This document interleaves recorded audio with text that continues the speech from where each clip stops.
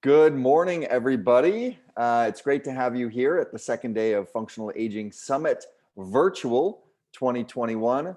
Hosting the session today, I'm Dr. Chris Thompson, and delighted to be hosting a continuation session from yesterday with Guy Andrews. Yesterday, he presented on Let the Games Begin, sport-inspired balance drills for seniors. And today, he's going to continue with Let the Games Continue, Olympic-inspired balance drills for seniors. We're delighted to have you here today, Guy, and I'm going to turn it over to you, and I'll just stay in the background and moderate.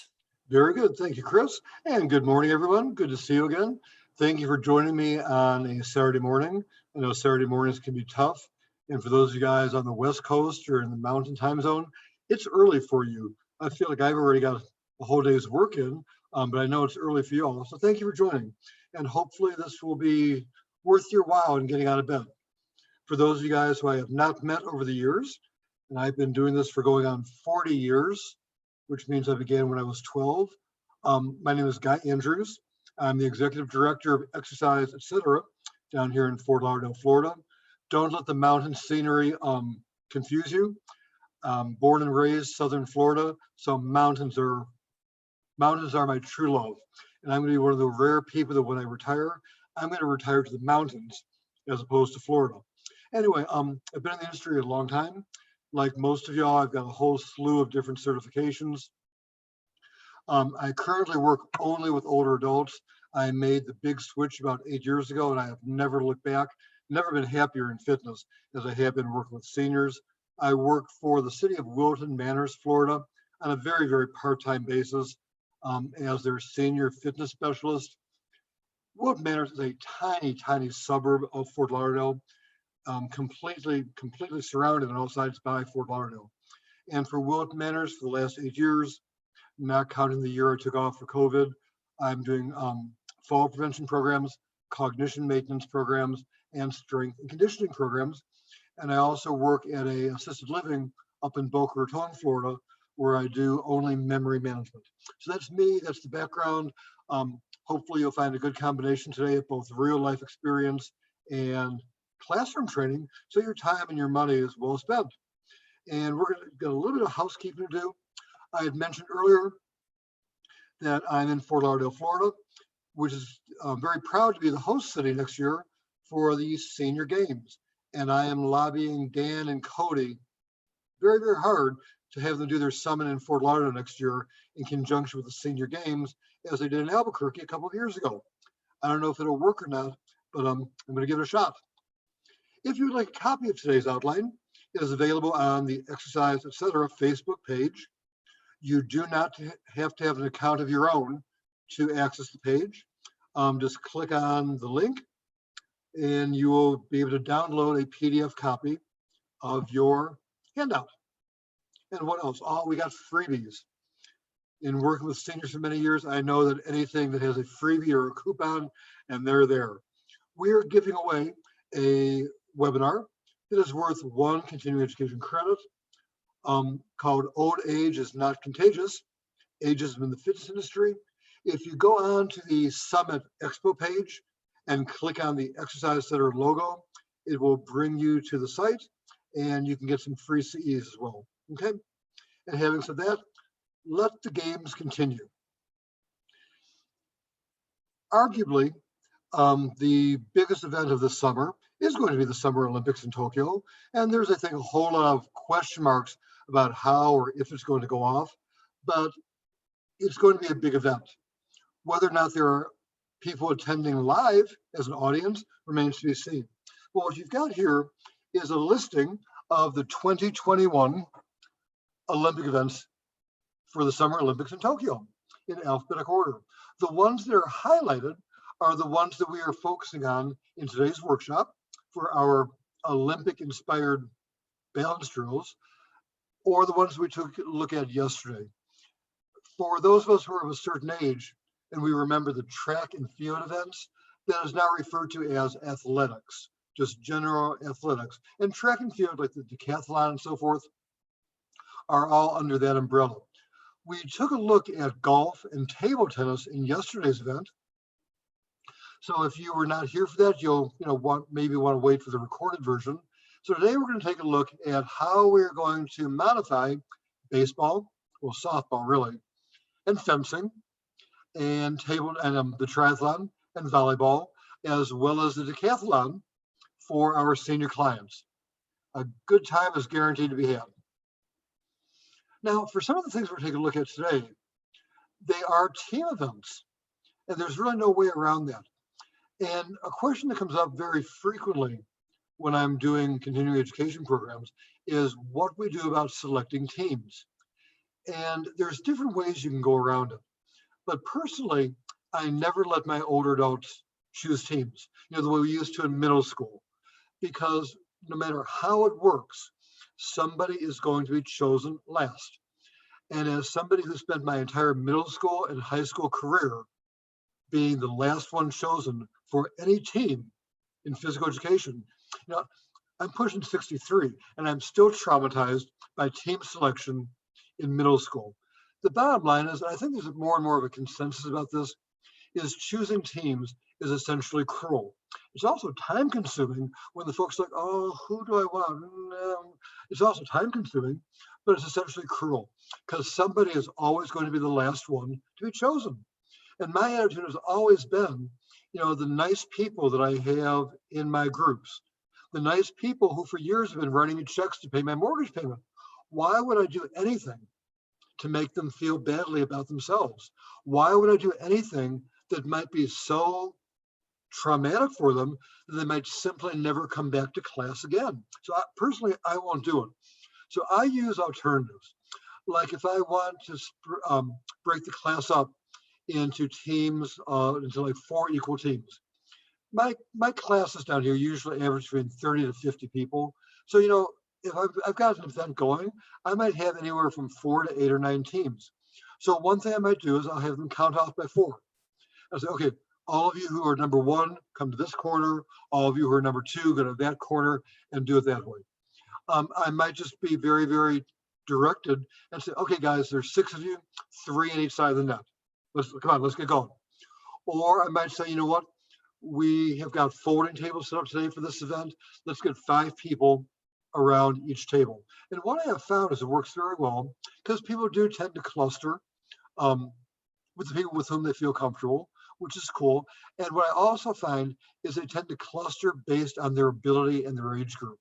So when I say to folks, okay, guys, 5 people for each team, it's amazing. My 90-year-olds tend to cluster together, and my 70-year-olds who are younger and more fit tend to cluster together, and it works out very, very well. So whatever you do, I think it's important that you're comfortable and your folks are comfortable, and read the group and see if it's working or if it's not. And if I've got new people coming to the class, and I say to an established group, okay, everybody, I need 5 people around each table. And I see my newbies kind of standing around going, okay, what do I do next? I will go up to them and take them, not literally by the hand, say, you know what, come over here. This is a nice group of people. And I'll say to the group, hey, everybody, this is Yvonne. She's going to join you today. Go ahead and introduce yourselves. And it works out very, very well. I say this all the time, but I regard my groups as a party. And I'm not sure if I'm the instructor or the host, but just as if I had a party, I would make sure that everybody was involved, everybody was included. I would make introductions that I needed to, and I do the exact same thing with my programs. Another question that always comes up is, do you encourage winning? This is a tough one. Again, if we're going on the idea of making people feel good about themselves, you cannot have winners without having losers. And in any kind of an environment where you've got essentially the same group of people week in and week out, you've got your group who are essentially losers all the time or winners all the time. Now, depending on your individuals, competition can be highly, highly motivating. I've got a couple of the ones that I call my alphas, my alpha males, my alpha females, that they have gone through their entire life trying to compete and trying to win. So for them, it is very, very motivating. I've got others a little bit more reticent, perhaps a bit more shy, who the idea of a competition is a major, major turnoff. So you need to know who your folks are and what works for them. You know, when we talk about choosing teams, I'm very, very comfortable saying, don't do it, find another way. When it comes to competition and winning, everyone is different. Every group is different. The bottom line I would say is know the pros, know the cons, know the risks, know the benefits, and choose accordingly. Or ask your group, you know, what do you want to do? What are you comfortable with? I know that when we do an activity where there is a winner or a loser, what comes up next is, what does the winner get? Are there prizes? It's like, well, no, the prize has got to be that good feeling that you get from having done a job well. What we also need to keep in mind with this population group, you know, and I would not be saying this if we were dealing with high school, collegiate athletes, or younger people. If they get that drive to win, that competitive drive, combine that with peer pressure and just the adrenaline rush they get during competition, it might make them do things that are really foolish that might have consequences. You know, if they are trying to run and jump and their running and jumping days are over, you've got an injury risk there. So you've got to weigh all of that into it. On a couple of our volleyball slides, if you watch carefully, there is no doubt about who the alphas in the group are, because they're the ones that are spiking the beach ball in beach ball volleyball. So if I remember, I'll point that out a bit later. But winning, losing, that's a very, very personal thing between you and your group. Rules. This is a question that comes up all the time. What are the rules? Well, you know, all the sports that we're taking a look at have got official standards and guidelines and so forth, but they're unlikely to apply in a senior environment. You know, many of my older adults are on so many medications and they are on so many painkillers, they would never pass, you know, the drug test to compete anyway. So we've got to take this with a grain of salt. I don't tend to get bogged down by the rules. As I mentioned yesterday, some of my senior clients, they cheat so shamelessly that if there's no rules for them to break and be accused of cheating. You know, modify, improvise, see what works. But personally, I don't get too bogged down by the rules. I want them to play. I want them to have a good time. I want them to develop and to progress. I want them to get stronger. I want them to come back. These are all of my priorities. And my number one rule is I want them to laugh. I want them to laugh loud. I want them to laugh often. I want them to have a good time. I want them to come back. You know, Dan, when I was going through a similar slide yesterday, and Dan was my moderator, he mentioned that great line from the movie Butch Cassidy. There ain't no rules in a knife fight. So I had to find that caption just to put it on, because if you remember that, it was Butch Cassidy was having a fight with a guy with a knife that was about this long, and he asked what the rules are. So the bad guy says there ain't no rules in a knife fight. So Butch kicks him in the crotch, and that pretty much took care of it all. Okay, how do you know when you're through? Again, we've got to modify for the senior client. My favorite way to do it is to time it. If we are doing a drill, like maybe we're doing a chair sit to stand, maybe we are doing a wall push-up, maybe we're going for a walk. I'll say, you know what, do as much as you can in 8 minutes or 10 minutes or 12 minutes. That's my preference in a group, because everyone starts and ends together. You don't have winners, you don't have losers, you have competitors. You can do it by completing a goal. Okay, everybody, I want you to do 12 chair squats. And that's great.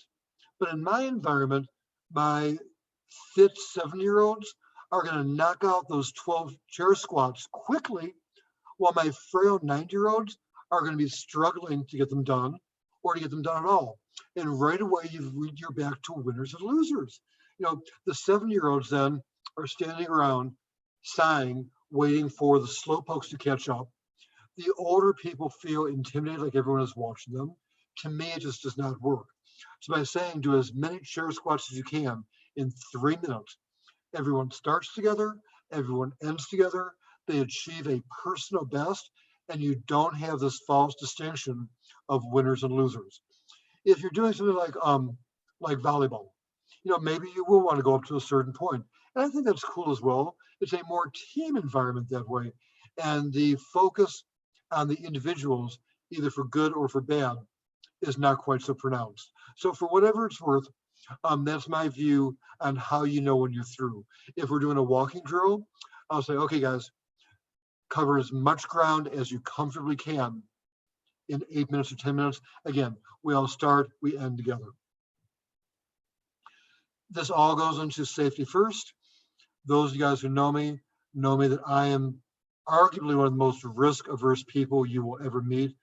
I don't take risks in real life, which is why I did not leave my home for a year during COVID, or especially with my seniors. So no matter what we do, there is something nearby to provide them support. You're going to see this very clearly on some of the track and field events, and when we go to the indoor volleyball setup. So there's always something nearby, a wall, a table, a chair. If I'm outside, a tree, a fence, something. And people will say, well, in the environment where I'm working, I don't have chairs, I don't have folding tables. And that's fine. I've worked in that environment as well. But I would presume you've got walls, if nothing else. Okay, so let the games begin.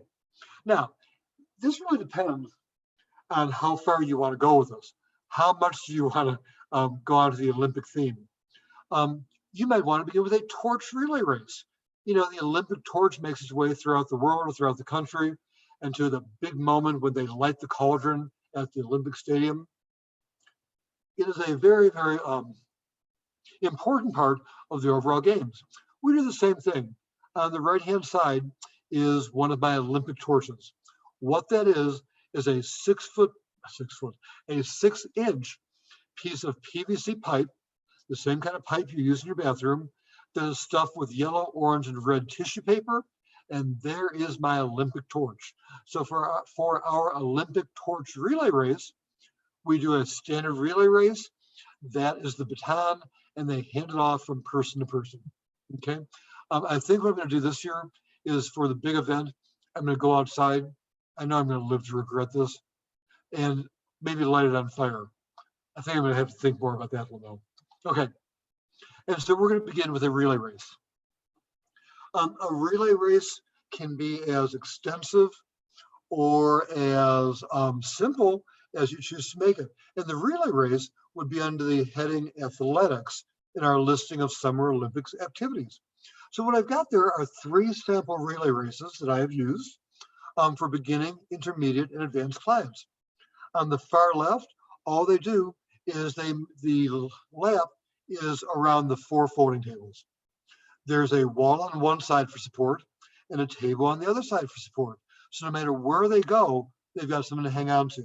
If you take a look at that left-hand photograph, I've got a line of yellow masking tape followed by some unstable balance drills. So they walk the masking tape, they walk the unstable course, and they get to the end. Usually I will have people situated at each end. So they're just going down one way, they hand the baton. So somebody might be going down the left side, hand the baton to the far end, then they come back towards me on the right side. So they're just making loop-de-loops around the tables. More beginning. A more intermediate drill would be ladders. And I always use tape ladders because I believe they are safer with less of a trip hazard than a commercial ladder, a rope ladder. So what we might do on this, again, is I've got 4 ladders. So if we go down the far left ladder to the end, hand off the baton, that person would then come down the middle left ladder. And while they're doing that, other teams are going down the other 2. So you can structure this as you want. But what I have found to be most successful is to make the legs of the relay race fairly short. So I'm going to call that my intermediate one.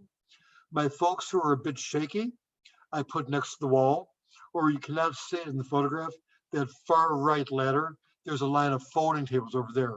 So they've always got something to hang on to if they lose their balance. The far right is I've got a more advanced relay race. This is a true obstacle course where I've got hurdles and an unstable balance beam, plus some agility dots, plus a straight line where they can do a tandem walk. Same thing. They go around the tables, go over the obstacles, hand the baton off, and the next person takes over.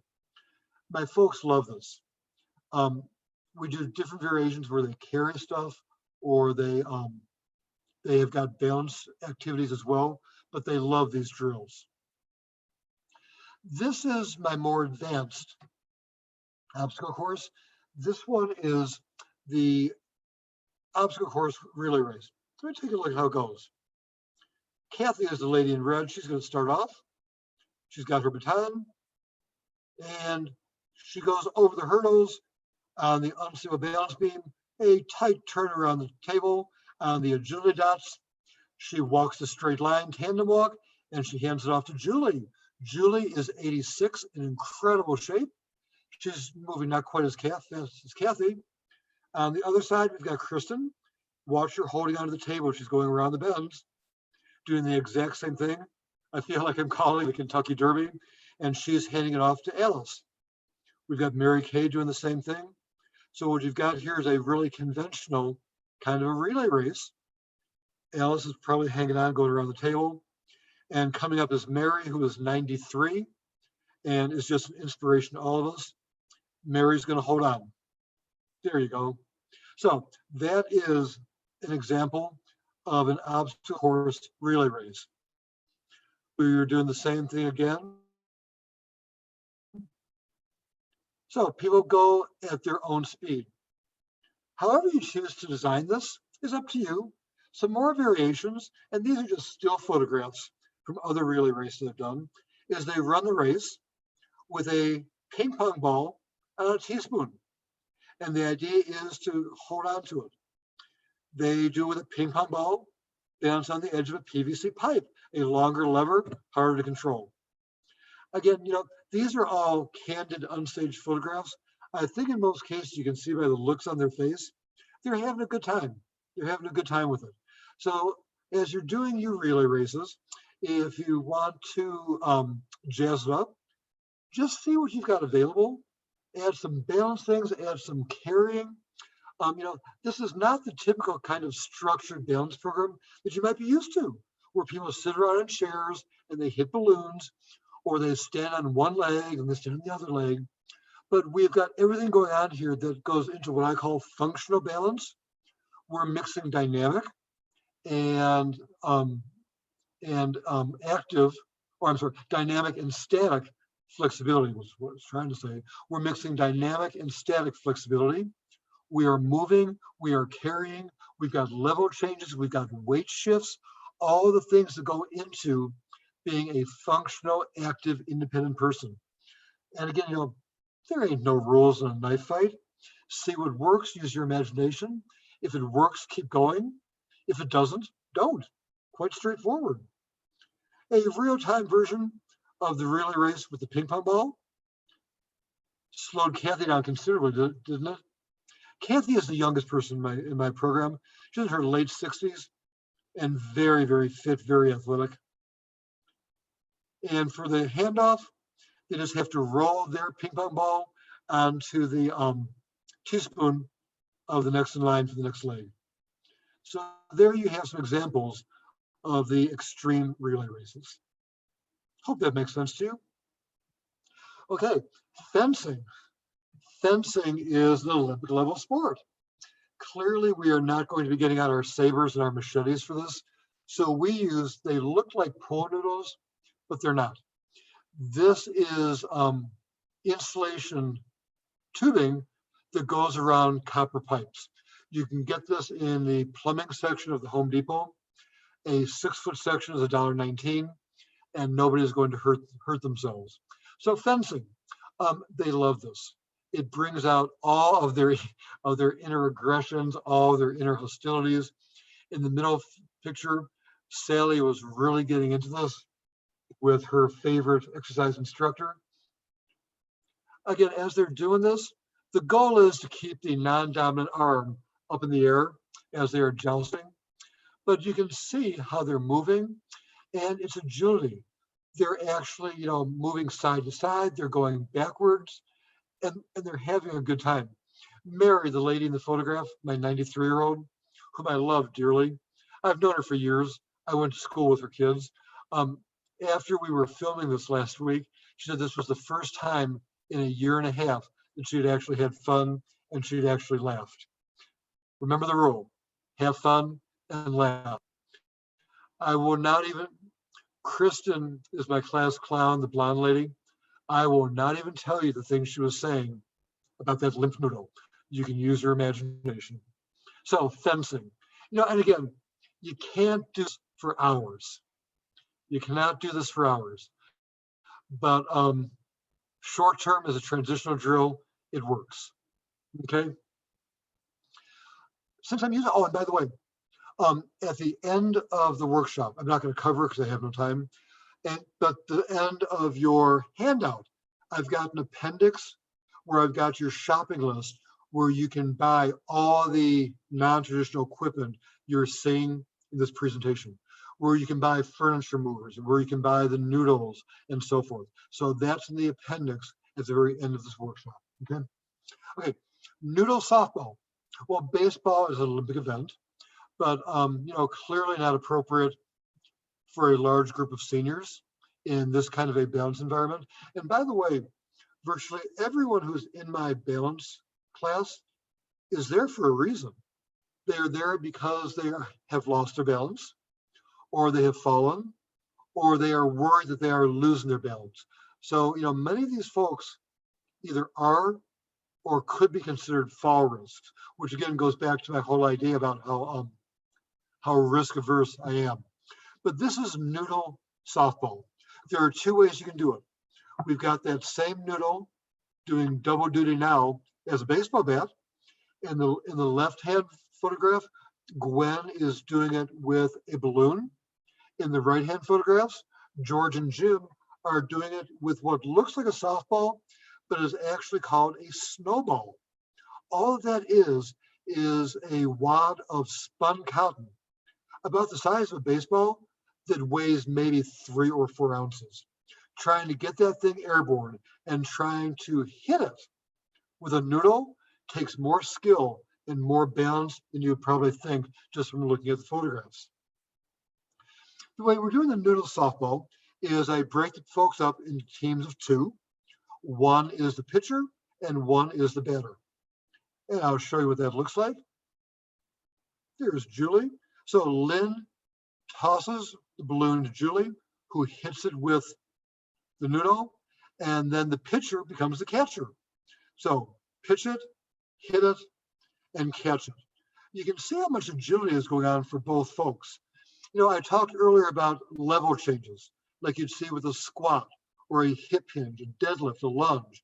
And I think you can see this very obviously what a great agility drill this is. It's also non-threatening. Baseball bats and balls are scary. A balloon and a limp noodle is not going to intimidate anyone. And in a crowded class environment, as mine usually are, somebody getting hit with a balloon or a noodle is not going to result in the paramedics coming to pay a visit. So these are examples of our balloon softball. Here's another one with Kristen and Lynn. Mary, the 93-year-old, in the background. But again, you can see how they have to move, they scoop, and it gets their heart rate up as well. What did I say about aggression? It gets their heart rate up as well. Okay, so that's a variation of balloon softball. A word to the wise: doing this outside on a windy day might not be the best idea you ever had. Okay, full disclosure, I once did a class on the rooftop pool of an oceanfront high-rise condominium. This did not end well because the balloon instantly went over the side of the roof, and I was certain for a moment that my client was going to try and go over the roof along with. That was one of those moments. It's like, okay, let's move on. Let's move on to something else. Now, maybe you are really into this. And maybe you just don't want an event or two that you can do on a day. Maybe you will want to make it into a long-term event. So here's an idea, a summer-long decathlon event. The decathlon, if you remember, is 10 separate events. The 100-meter run, a long jump, a shot put, a high jump, a 400-meter race, and on the second day, the 110-meter hurdle event, a discus throw, a pole vault, the javelin throw, and the 1,500-meter run. Again, many of us of a certain age remember back in 1976 when Bruce Jenner set the world on fire as the world's greatest athlete ever at that time for completely blowing away the competition on the decathlon. So what we're going to do, and I know you're dying to see the senior pole vault. You're going to have to wait for that. What we're going to do is we're going to modify decathlon events for our senior clients. And one way you could do this is to make it into a summer-long event. There's 10 events. Why not do a 10-week decathlon event? And every week you focus on a new event. This is what I'm doing with my folks this summer, and we're starting it in the next week or so. We're doing a 10-week event, and every week focusing on something different. Now, the true decathlon obviously is focusing on running. My old folks are not going to run. So instead of doing a 100-meter run, we're doing a 100-meter walk. Even if we go to week 10, a 1,500-meter walk, 1,500 meters, if you do the arithmetic, is, if I remember correctly, about 9/10 of a mile. My fit seniors can do a mile or more very, very easily. You know, they're not going to do it in an Olympic time, but they can do it. Many of my folks belong to a mall walking group where 3 or 4 days a week they're at the mall at 8 o'clock and they're going, you know, in circles around the mall. Where I'm going with that is, you know, sometimes we tend to stereotype folks by their age and say a 1,500-meter walk. Oh my God, they could never do that. But you might be surprised what they can do if they try. And I always tell people, you know, when you walk, do what you can, when you can, if you can. Go fast, go slow, be comfortable, and rest if you need to. And that's why we're going to begin with the walking drills. Whether you do the meters or feet is totally up to you. At the community center where I work, we have got this really, really lovely paved walking path. It's flat. Well, of course it's flat. It's South Florida. It's flat. There's beautiful trees. There's a breeze off the ocean, which is barely a mile away. And even in the middle of summer, it's pleasant out there, especially in the mornings when I'm teaching my program. And I love these pictures because you can see it gets back to my idea of everyone is included. We've got people on walkers, we've got people with canes, we've got people who are walking with their attendant or with their grown kids, but everyone is welcome, everyone is participating. So these are some examples. And what I do is on the sidewalk, I measure off by 100, 400, or 1,500 meters, just with colored masking tape on the sidewalk. We can do this inside as well with just colored masking tape on the floor. So it can be done anywhere. And I suppose that if I was really this OCD, I could get my tape measure and measure it. I don't bother. My stride is about 3 feet.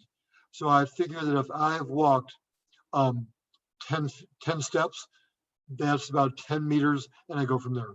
It works out very well. Again, I'm modifying the rules. We're not competing. We're not playing by the book. So whether you do it indoors or outdoors, it's a very effective way that you can work in these running drills, no matter who is your audience, no matter what is your environment, indoors, outdoors, or a combination. The long jump is another decathlon drill. Again, you know, we're modifying.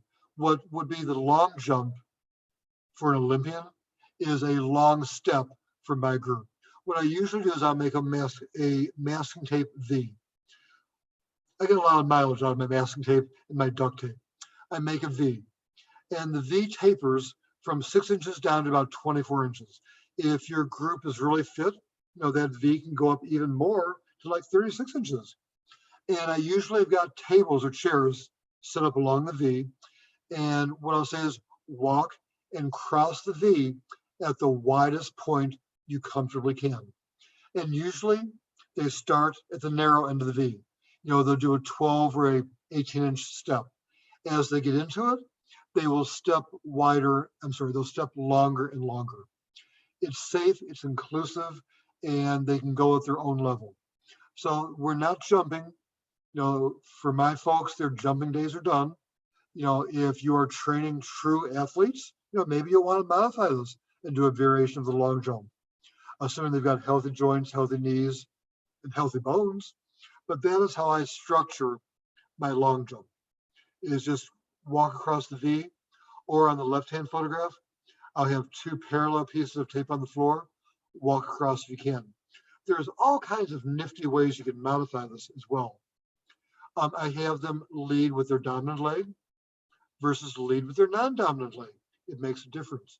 I might have them just lunge over, so they keep 1 foot on one side, take 1 foot over, and then lunge back to the starting point. These are all nice variations for our decathlon event, the long jump. I've also done this outdoors with paper cups. I get a lot of mileage out of my solo cups. What I've got here is it's hard to get the perspective in the photograph, but these cups are all on they're at graduated distances from 18 inches to about 36 inches. And all that I'm doing is I'm taking longer, progressively longer steps over the cups. All there is to it. Trying to get the equivalent of a long jump or a long step. That works out very well. And unlike a hurdle or a commercial obstacle, they're not going to trip and fall when they're stepping over a plastic cup. If they miss, it's going to knock over. You'll know they missed. If they step wrong and they crush it, you're going to hear it crush. So there's all kinds of really good benefits to doing our walking, our balance drills, our ambulation and agility drills using a paper cup. Okay, the shot put. How can you have a decathlon without doing the shot put? Remember I mentioned earlier the snowballs, that wad of compacted cotton is about the size of a baseball. That is what we use for our shot put. The snowballs are available from Amazon. I love them because they're light and they don't bounce. For some drills like this one, I prefer that they don't bounce. So here's what it looks like. They're lined up, they've got their shot put, and they toss it. Most of my folks are right-handed. So how I teach it, here comes Mary, is they take 3 steps. They step left, step right, step left, and concurrent with that left step, they should be putting the shot or throwing the shot. I want to show you guys this again with Kathy. Give me a stop this. Now watch Kathy. Left, right, left. And Kathy was one of the few who did it the proper way, where she simultaneously threw with the right arm while she was stepping with the left foot. By doing that, they've got a whole lot more power and a whole lot more control. So that's why I teach it for this. The javelin throw is left, right, right, and throw. Okay? And there you have it. We do not, in our enlightened times, we do not make statements like throwing like a girl. We don't even go there. Okay? So that is the shot put. And what I feel to be the one of the best takeaways from this drill is that coordination of the contralateral arm and leg, which is vital for ambulation, is it not? Think of how we walk. Our left leg and our right arm kind of move in sync with each other. You know, if you've taken other workshops from me, we've talked about the posterior sling, how the latissimus and the gluteus maximus work together during ambulation. What we're really working on now is more of the anterior sling, where the muscles of the hip flexor, the adductors of the hip, and the pecs and deltoids are working together along with a whole lot of core strength. And that is what becomes a revelation for the folks. And again, keep in mind, yes, we are playing here, but everything we're doing is for a greater physiological purpose. When they get to the point where they can coordinate that final left step with that right throw, that is a beautiful thing when they see how strong they are and how coordinated and how much control they have. And that becomes one of the takeaway messages for this drill. What I've got for the shuffle, by the way, is I've got lines on the floor, like I had for, or like I will have for a couple of the other ones, so they can see how far they've gotten. And we keep notes, we keep their personal best, how far they get in the shuffle. The high jump, I'm taking some liberties here. I'm taking some major liberties. In a group environment, we're doing a version of the high jump that looks like this. They're running in place. My good friend Paolo, who had a couple of presentations at the summit this weekend, was actually the moderator for this one. What he's doing is he's calling out a name and people are standing up. The idea is to stand up quickly. If you want to make it into more of a high jump, they come up on their tiptoes and raise their arms above their head. But this is the senior version of the high jump. You saw right there Ed, who is very frail, just barely got his backside out of the seat. The next one, Lillian, who was in her 90s. Where's Lillian? Kathy again. Come on. Oh, here's Lillian. But she's just barely able to get up and barely able to get down again. So again, people do what they can, when they can. There's Lil, if they can. And that's our version of the high jump. Or if you got a more fit person, you can do this individually as well. They run in place, they jump up, they come up on their tiptoes to get a little bit more height. Again, I'm taking liberties, I know that, but that's my variation of the high jump. Now for the hurdles, we actually are going to go over hurdles. You can go over them with just one leg, like in the left-hand photograph. Patricia is going over, her left foot is hitting the floor, while her right foot is clearing the hurdle. On the right-hand photograph, the lady is going over hurdles of different heights. My colleague here at Exercise Center, Michael, who is clearly not an older adult, is doing a demo of what the hurdle drill might look like. He likes to do this initially in slow motion so they can really get the form in there. And so they have got to work even more on their balance when momentum is removed. So he is purposely going at slow motion. So this is an example of going over the hurdles. They might have either single or double-legged stance. Mike is doing single-legged. You see, every foot is just going down once in the space between the hurdle. If your older client is a little less stable, they might do a double stance where they put down both feet in the space between the hurdles. There's, again, no right or wrong. It all can be appropriate, okay? And here Mike is going over an obstacle course with hurdles of different heights. So they're up and doing a lateral movement as well. So these are all examples of ways you might do a hurdle event for your decathlon, or just to integrate them into your overall obstacle course. Moving on, we're gonna take a look at the discus throw. For our discus, we are using inflatable inner tubes. I get them at the dollar store down here, literally for $1 each. You can see on the right-hand photograph, I've got the masking tape on the floor of the training room, about 10, 15, 20 feet. The idea is for them to throw the discus, to fling it like a Frisbee, and see how far it can go. And here we go. Just down the line, just flinging that discus. Again, you see them taking a step out as they toss it, or you can do it as a team event where they just all go together, depending on how your timing is. Depending on how your timing is, you can do the whole thing together. So discus throw. The idea is, again, to coordinate the movements, to coordinate the core with the upper body work, and it's also a major shift change, a weight change, level change.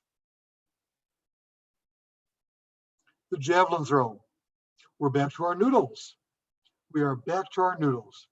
Same thing we saw with the discus, teaching that integration of upper body, lower body, and core for improved balance.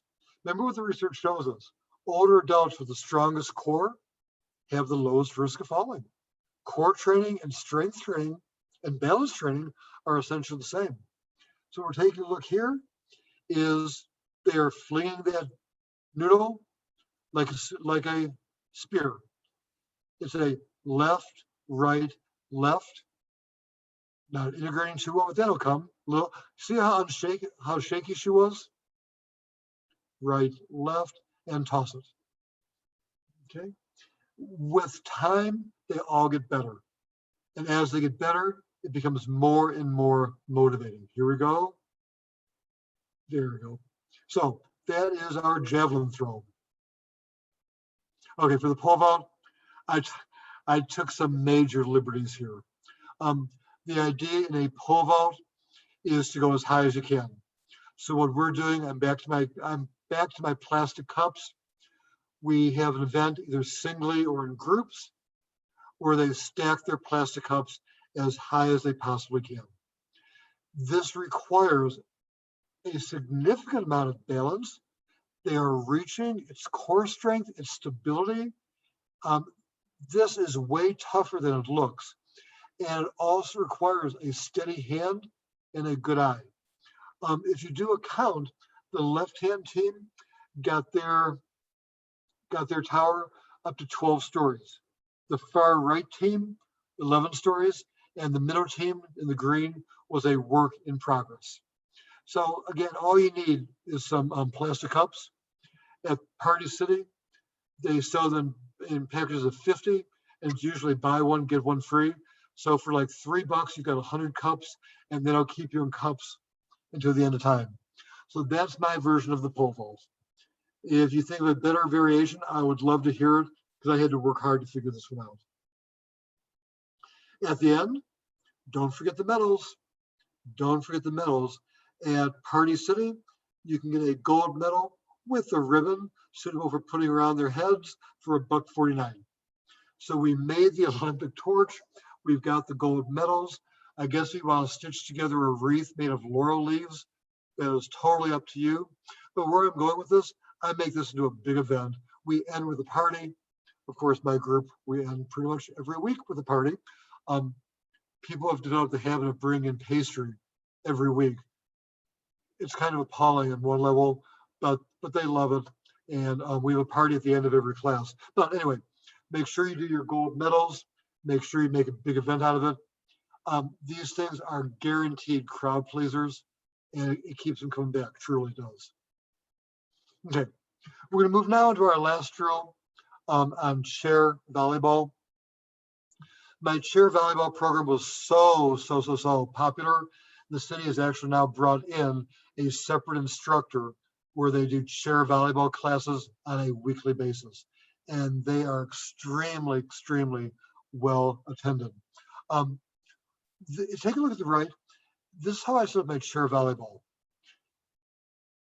My concern is with chair volleyball that the ball is coming up and they're going back to try and get that ball. They're going to go over on their chair and land on their heads. In our volleyball program, that has happened several times. The idea is so abhorrent to me, I'm not going to take the chance. So if you take a look in the left-hand photograph, they've got a wall behind them. They can't go over backwards in the chair. In the right-hand photograph, if there is no more wall space, I've got a folding table behind them. There is no way these people are going to fall over on their head. You know, if they're leaning forward, there's a balance issue, but at least forward, they've got their legs there and they've got their hands, if God forbid they should fall out of their chair, which nobody ever has. So the chair volleyball setup, I'm playing this with a beach ball. It's a larger target and it's not going to hurt anyone. And here's how it looks. For this one, I used a pickleball net that I happen to have. The rules are that butts stay in the seat. Doesn't always work that well. But there is your chair volleyball. And one of my main goals is to get them to volley it for as long as they possibly can. As long as they possibly can. But you can play for points too. So if the ball does not make it over the net, there's a point for the opposing team. They would play this every day until the end of time. And they've gotten really good about keeping that sucker volleying. So there's your chair volleyball. Now, you can do another version I call sit to stand volleyball. Same setup. They're really not volleying, they are catching it, but now I am working chair squats in. They catch, they stand, they toss, they throw.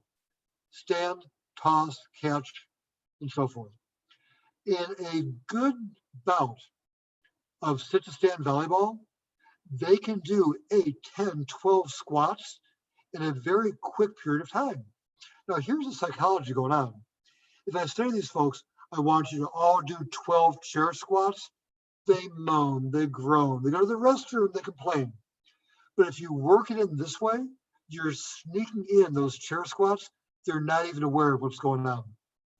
They'll say, I don't know why, guy, but my legs really hurt the next day. And you can see, by the way, how errant balls from other teams is kind of making their way in. Again, a compelling reason to have a beach ball that no one's going to get knocked out and hits them in the head. So that was my sit to stand volleyball. And for my advanced folks, we are going now into a version of standing volleyball. They're up. I've got lines, both a forward line and a back line. We've got the tables there in case they back up. I would not do this with my more frail people, but these are some of my most stable, my most athletic seniors doing this. You can kind of tell who the alphas are by how they're hitting the ball. The folks in back, if they go backwards, will eventually hit either a wall or a table. So they're not going to go over on their backside. The folks in front, if they go back too far, are probably going to run into one of the people in back who are going to just put their hands up to steady them. They love this version as well. So, I've shown you like 3 different variations of the Olympic sport volleyball. In the chair, for the more beginning folks, the sit to stand for the more intermediate, and now the standing indoor volleyball for the folks that are a bit more advanced. Okay, and that, my friends, is our volleyball. We covered a lot of ground.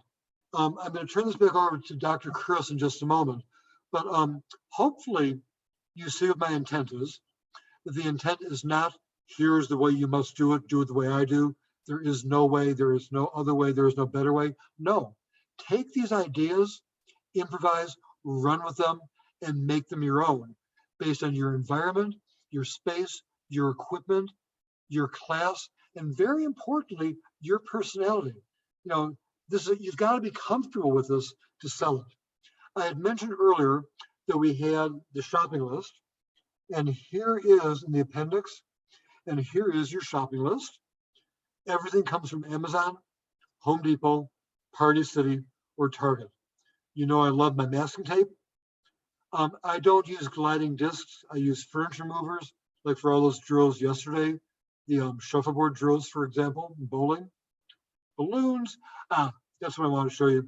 That's that pipe insulation that we use for the javelin throw and for fencing, and I think for something else as well. There are the snowballs that weigh nothing for a softball or whatever. PVC pipes, ping-pong balls, my favorite solo cups, BOGO at Party City, inner tubes, beach balls. That's it. Okay. Thank you for coming. I'm going to take some questions and answers now. All the still photographs were courtesy of a young woman who was interning down here for a while, Susanna. She was generous enough to let me use them. And there's where you can get the link to today's handout. Remember the free webinar. And Chris, I'm turning it back to you, my friend. Fantastic job, Guy. That was really just coming up with all those creative ideas, and the thought of using that activity across the span of a 10-week period so you can have a true weekly decathlon event. Yeah. Fantastic. Thanks so much for those ideas. We do have a few questions. Okay. So Carolyn asked if there's a reason that you use the insulation instead of the pool noodles. Is it more a cost issue, or is there something specific about the way that the insulation's formed? That's a good question. I should have brought up earlier. A big part of it is a cost issue because I have no budget. I only have what I can bring in, and in a class of 30 or 40 people, having supplies for everyone can get costly. So part of it is the cost issue, but also the pool noodles are very, very rigid. You hit somebody over the head with one of those, they're going to feel it. The insulated tubing, they're not going to feel it. So if I had access to the noodles, I would use them with caution if I had more space, but that's the concern. A is cost and B is safety. Okay, great.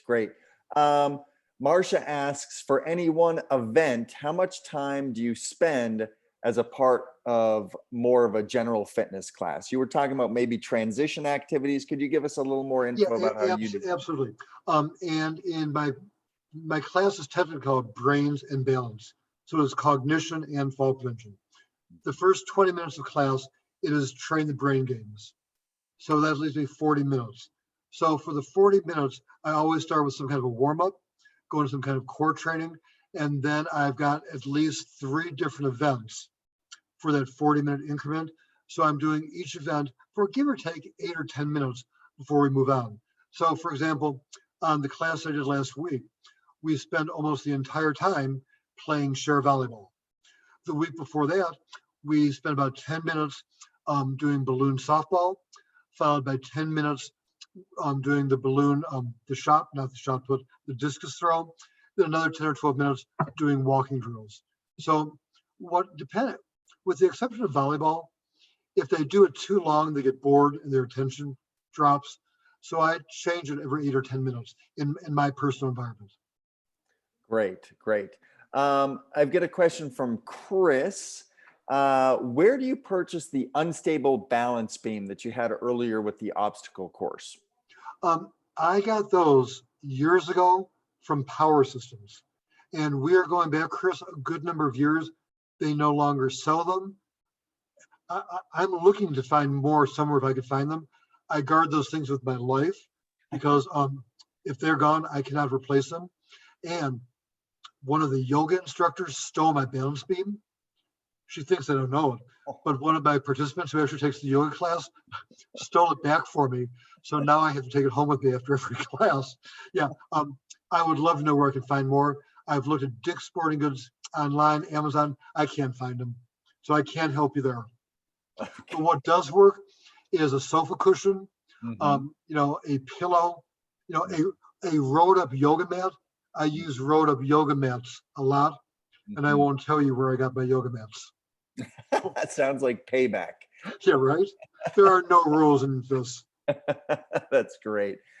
Carolyn has a couple of just additional variation ideas for the pole vault game. She thought that, and Carolyn, why don't you unmute yourself? I don't want to go through all of your ideas and maybe misrepresent them.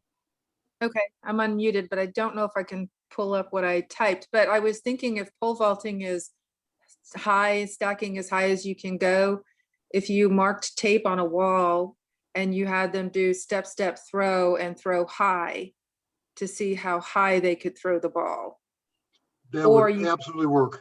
Or you could do 2 teams, team of 2, and see how long they could tap the ball high above a certain height, like a beach ball.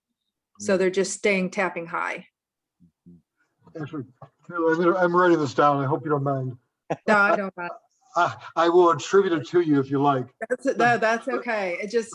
But those are great ideas in keeping with the theme of as much height as you can get in a pole vault activity. I like it. And I did put on there that don't stop. Keep on. No, that was it. I said I stunk at pole vault in track and field in high school. So. Gotcha. I never even attempted it. Go figure. Yeah. Thanks, so that was just it. Just, thinking about high. Awesome. I love it. Okay, fantastic. I think that takes us through all the questions, and We're also are at 12:30 Eastern, 9:30 Pacific. So we are starting our lunch break. Guy, I want to thank you very much for the presentation. And thank you Again, for you being can here. see all of Guy's information on this slide. I'll leave this up for another 30 seconds and log off. Guy, it's yours to give everyone a send off. Thank you very much. And remember that FAI will be in Denver in September. I've got a brand new program, Strength and Conditioning for Seniors, on Saturday, September 17th. Hopefully I will see you there. Thank you very much for coming. And thanks for your time, Christian. Bye, everybody.